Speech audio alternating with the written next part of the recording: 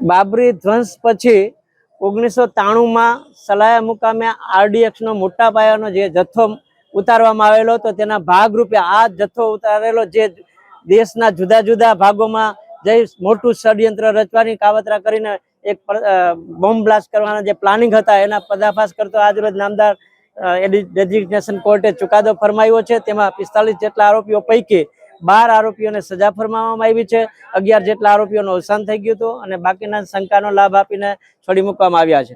સમગ્ર ચુકાદાની જો વાત કરીએ તો બાબરી ધ્વંસ પછી દાઉદ ઇબ્રાહિમને એના સાગરીતો દ્વારા દેશને તબાહ કરવાનું એક ષડયંત્ર જે હતું એનો પર્દાફાશ કરતો આજે ઘણા બધા ચુકાદાઓ ધ્યાને લઈ પુરાવાઓ સાગરીતો સાહેદો વગેરેને તપાસી નામદાર કોર્ટે જે ચુકાદો આપ્યો છે એક લેન્ડમાર્ક ચુકાદો છે અને આજે ભારત દેશની અંદર જે પેલા થતી પ્રવૃત્તિઓને એક સબક રૂપ આપતો એક ચુકાદો છે। સલાયા મુકામે આનું લેન્ડિંગ થયું હતું, સલાયા મુકામે અને ગોસાબાર આનું લેન્ડિંગ થયું હતું। જે લેન્ડિંગમાં જે આરડીએક્સને જે આવ્યું હતું AK-56 સહિતની દારૂગોળો વગેરે દેશના જુદા જુદા ભાગમાં મોકલવાનો હતો, એનો આ પર્દાફાશ થયો।